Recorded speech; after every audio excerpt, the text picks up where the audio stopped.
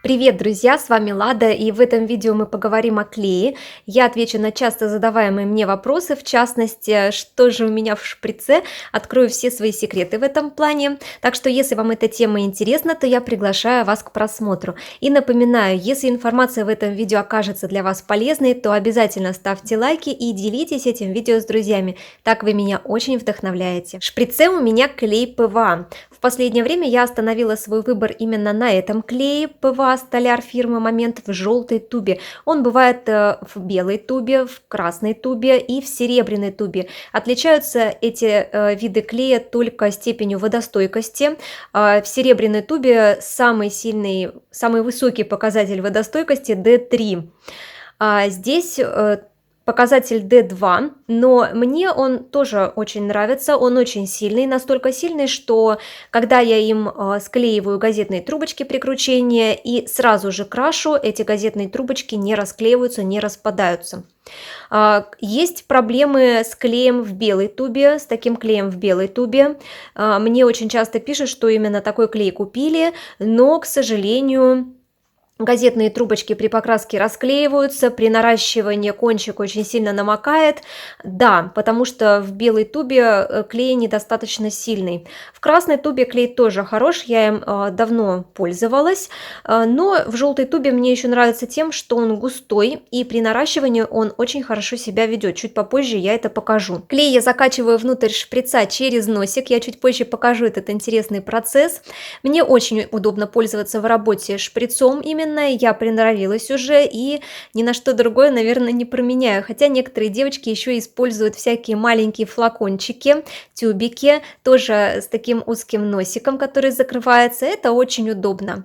Здесь шприцы я использую именно такие, где на поршне есть резиночка. Тогда поршень скользит равномерно, гладко, и можно контролировать выход клея из носика. Как-то я покупала тот шприц, где именно на поршне не было резинки. И тогда поршень очень дергался, и клей выливался из носика какими-то рывками, и очень сложно было контролировать этот процесс. Ну и теперь самый интересный момент. Открываю тубу клея, открываю носик у шприца и как бы засасываю через носик клей в шприц. Делаю это совсем небольшим объемом, потому что ручка у меня маленькая, и, соответственно, чтобы поршень не сильно выделялся с этого места. Излишки обратно в тубу. Процесс немного грязный, но очень быстрый. Еще есть вариант засасывать клей внутрь через сам поршень, то есть его вытаскивать внутрь клея и обратно. Но мне такой вариант не очень понравился. Я остановилась на том варианте, когда клей заходит внутрь через носик. Следующий вопрос: каким клеем лучше всего, на мой взгляд, склеивать газетные или бумажные трубочки? Здесь я так скажу: не стоит это делать дешевыми, некачественными материалами. И, конечно, все нужно пробовать обязательно. То есть не сразу целую партию трубочек накрутить, а хотя бы штук 5 накрутите клеем, который вы купили, посмотрите, покрасьте. Если они все расклеились, значит клей к этой бумаге не подходит. Да, есть такой нюанс, что разная бумага бывает. И, конечно, есть газетная бумага тоже разная, я с этим тоже сталкивалась. То есть, например, я раньше склеивала газетные трубочки вообще клеем-карандашом, потому что там была мягкая газетная бумага, и все хорошо склеивалось. Но как только я купила вот эту бумагу Кондопога, она берется только именно клеем Момент Столяр в красной или в желтой тубе. Это тоже надо учитывать. Если вы не знаете, хороший вы клей купили или нет, опять же советую: скрутите хотя бы 5-10 трубочек газетных и покрасьте их. Не надо скручивать целую партию, чтобы потом быть разочарованным. Да, также слышала, что некоторые склеивают газетные трубочки полимерным клеем. Так тоже можно, но я не пробовала такой способ. Меня клей ПВА вполне устраивает. Здесь в этом вопросе нету правильного или неправильного. Есть какие-то свои личные предпочтения. Кому-то удобно ПВА пользоваться в этом плане, кому-то полимерным клеем. Если вы пока месяц мечетесь от одного к другому и не можете решить, то попробуйте эти два способа, и там уже сами решите, какой способ вам больше понравился и оказался удобным. Да, я хочу добавить здесь следующий момент. Обязательно смотрите на то, как у вас прокрашивается место скрутки. Конечно, это не самое обязательное условие для клея, но тем не менее. Вот я пользовалась разными видами клея, и только при вот этом клее ПВА фирмы «Момент» у меня скрутка более-менее прокрашивается. Все остальные клеи показали себя, ну, не с самой лучшей стороны. То есть видны были вот эти белесые места у скрутки, которые совершенно не прокрашивались. Следующий момент, следующий вопрос про наращивание трубочек.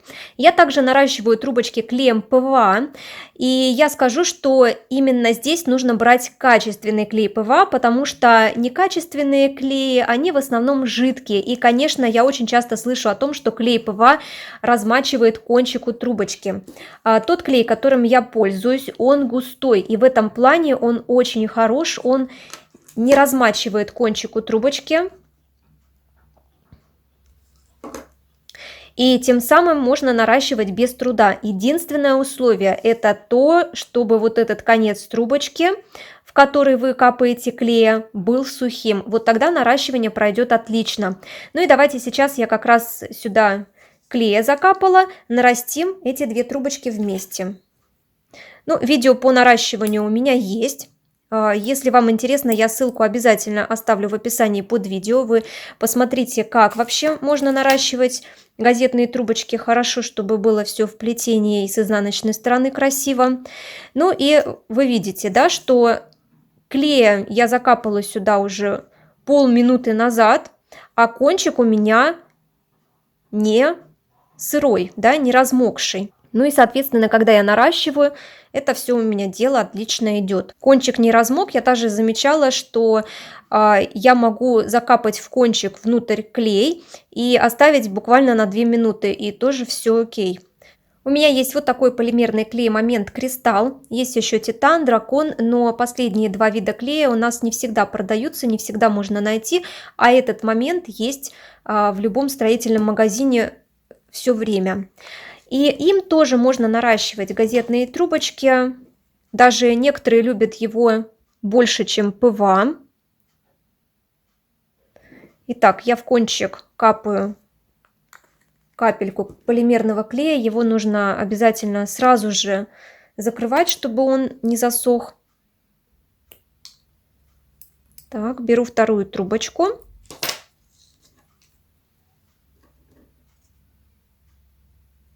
И также наращивание очень хорошо у нас получается. Полимерный клей, он немножечко другой, он немножко отличается от ПВА. Он, получается, дает такое некое скольжение внутри трубочки, и тем самым наращивание трубочки происходит чуть глубже, чем это происходит при клее ПВА. Но, тем не менее, результат практически один и тот же. Там, где я хочу быстрое наращивание трубочек, я использую полимерный клей. Там, где, в принципе, у меня идет обычное плетение, я использую клей ПВА. Но здесь решать, естественно, вам. Еще хочу сказать, что клей ПВА, он без запаха. Полимерные клеи, они все имеют такой незначительный, но запах. И в некоторых случаях я на него реагирую, поэтому я не всегда этими полимерными клеями пользуюсь. Этот вид клея я использую в большинстве случаев и в наращивании трубочек, и для приклеивания трубочек с изнаночной стороны, и даже для приклеивания элементов декора, таких легких элементов декора. Если дело касается сложных элементов декора или каких-то маленьких плетеных изделий, то и в наращивании также я использую полимерный клей «Момент Кристалл», ну или Титан, опять же, что у нас есть в наличии в местном строймаркете. Здесь я хочу добавить одну особенность, которую я заметила при использовании двух разных клеев ПВА в желтой тубе и в красной тубе. Клей ПВА в красной тубе при высыхании становится прозрачным, но другое дело обстоит с клеем ПВА в желтой тубе. При высыхании он дает желтоватый оттенок, и с ним в работе нужно быть очень аккуратными, особенно если вы плетете белыми светлыми трубочками. Когда вы наращиваете белые и светлые трубочки таким клеем, обязательно смотрите, чтобы излишки клея никуда не выливались и их совсем не было видно. Ну и, конечно, такой клей не подходит для грунтовки белых светлых изделий. Чтобы не попасть в просак именно с вашим клеем, обязательно заранее потестируйте его на ненужных полосках бумаги или на ненужных трубочках, чтобы избежать в дальнейшем каких-то неудачных сюрпризов. Когда мы делаем загибку и убираем стойки, мы иногда используем клей, чтобы все прочно держалось. Но здесь тоже надо быть очень внимательными и не допускать излишков клея, чтобы они у нас не выпрыскивались во все стороны.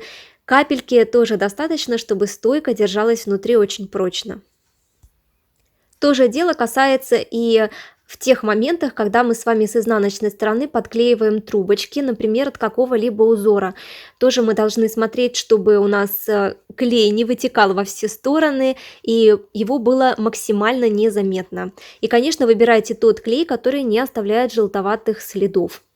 Выводы по этому видео я могу сделать следующим. Для кручения газетных трубочек, для их склеивания подходит практически любой вид клея, ПВА или полимерный. Некоторые клеят канцелярским клеем и тоже все хорошо у них получается. Если ваш клей справляется с этой задачей, у вас трубочки хорошо склеиваются, при последующей покраске не расклеиваются, то это здорово. Если такая проблема имеется, то я советую все-таки купить клей ПВА Столяр фирмы Момент в желтой или красной тубе, он точно вас не разочарует. Некоторые склеивают трубочки полимерным клеем, и тоже у них все хорошо получается. Тут вопрос, наверное, в каких-то личных предпочтениях. Я пробовала и так, но остановила свой выбор именно на клее ПВА. При наращивании газетных трубочек также считаю, что подходит любой вид клея, и ПВА, и канцелярский. Некоторые им наращивают трубочки, тоже все хорошо получается, и полимерный. Мне кажется, именно в этом вопросе нет правильного и неправильного, все основано на каких-то своих личных предпочтениях. Я все-таки предпочитаю наращивать газетные трубочки именно клеем ПВА. Но если вы сомневаетесь или вы хотите что-то попробовать новое, или у вас не очень хорошо получается именно с вашим клеем ПВА наращивать газетные трубочки, попробуйте взять полимерный клей. Если вам нужно быстро нарастить газетные трубочки, то тогда я все-таки советую взять полимерный клей. Именно в плетении мелких всяких деталей я использую при наращивании полимерный клей. Он быстро схватывает газетные трубочки, и в принципе вот это место наращивания, оно становится очень прочным. Ну что ж, на этом все. Я очень надеюсь, что видео вам пригодилось, и та информация, которая здесь прозвучала, оказалась для вас полезной. Если это так, то обязательно ставьте большие пальчики вверх и напишите в комментариях об этом. Если я что-то не рассказала или не ответила на ваш вопрос, обязательно продублируйте его в комментариях под этим видео, и я также на него с удовольствием отвечу. Подписывайтесь на канал, здесь вы найдете вдохновение. Желаю вам легкого плетения, увидимся очень скоро в следующих видео и трансляциях. Пока-пока!